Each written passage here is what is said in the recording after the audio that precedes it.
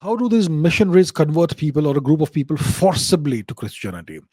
I mean, you once said that these converted people become anti-nationals and become loyal. They develop extraterritorial loyalties, which means loyalty to the foreign powers. But how exactly does this process play out in such a way that the person literally abandons their nation's culture, customs, values, and traditions? Look, missionaries, uh, they don't convert people forcibly. The purpose of a missionary is to convert people without using force. That's what missionaries typically do in today's world. Historically, missionaries like so-called Saint Patrick, who patron saint of Ireland, they indulged in cultural destruction and all kinds of arm twisting activities and whatnot. Brutal tactics to convert entire populations. Today, it's all whitewashed and they are made to look like a one single guy coming and convincing the whole of Ireland to sort of overnight become Christian. That sort of thing that's the portrayal today. Um, when it came to the spread of Christianity in Europe, it was done brutally by force. Read the book. What's the book? So many books, I can't remember the name. The Darkening Age by Catherine Nixie, and she tells you how it happened. Brutality. It was done by force. The Northern Crusades and the destruction of the old Indo-European religion in various parts of Europe, all done brutally. But in today's world, when the Christian missionaries go to Africa, when they go to India, they go to nations, they seek out population groups that are impoverished, dis uh, impoverished and economically backward, and they target those groups first. So there is this thing called the Joshua. Let's Google it, shall we? Joshua Project. Joshua Project. Um, Joshua Project. So this is a missionary. This is an initiative that seeks to Christianize the world. Okay.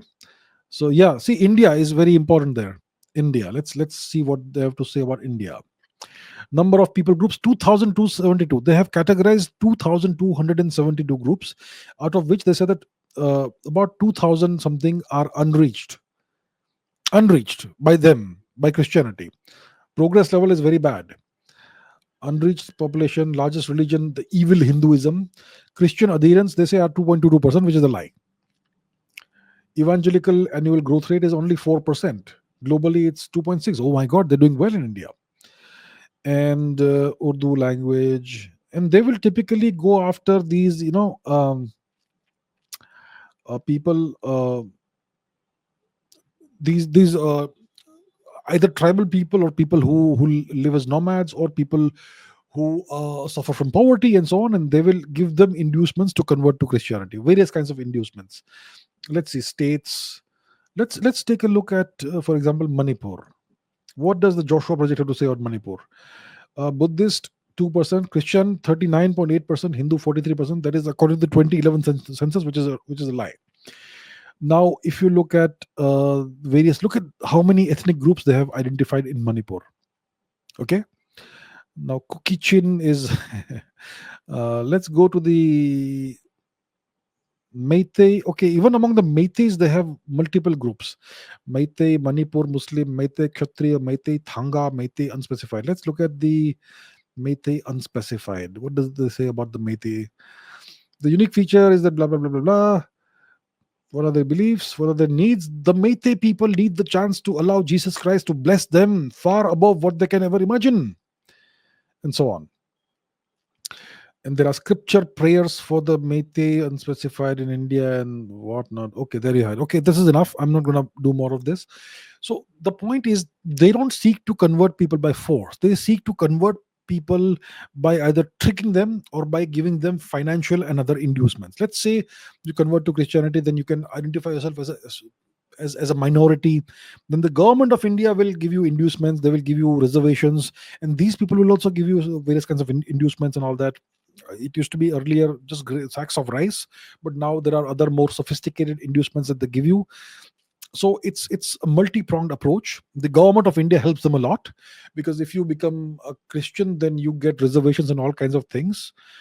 You can identify as a minority. You get certain rights that only Christians or minorities get and Hindus don't get. So there are all these incentives that the government of India itself gives to convert out of Hinduism, and that helps the missionaries. But if they go to other nations, they will find other challenges, and they seek to do this without using force. So let's say you are in a nation that is very poor, very low capita GDP, low per capita GDP, and these guys tell you that you convert to Christianity, you give up your old culture, and we will ensure that you have enough food. Your children go to school. We'll construct a school, and we'll allow only kids of families who have converted to come to the school. And once your kid grows up, we will ensure that they get a job in the government, because the government is also captured by them, and we'll ensure that you never have to go hungry. All those things they will tell you. So they will happily convert just to ensure that your family survives, right? So this is something that they are able to do because of poverty. They did the same thing in Japan, in China. The Chinese called them rice Christians, those who converted for the sake of the grain, the bags of rice, and so on and so on. So that's how it happens. And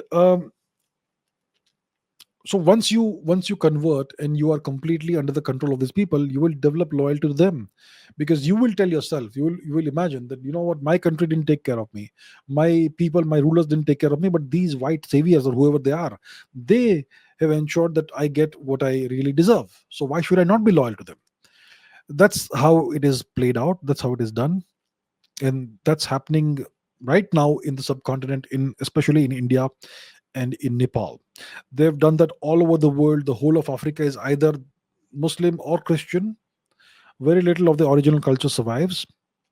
They've done that in Southeast Asia, especially in the hill regions. The so-called montagnards of Cambodia, Laos, etc., were all converted.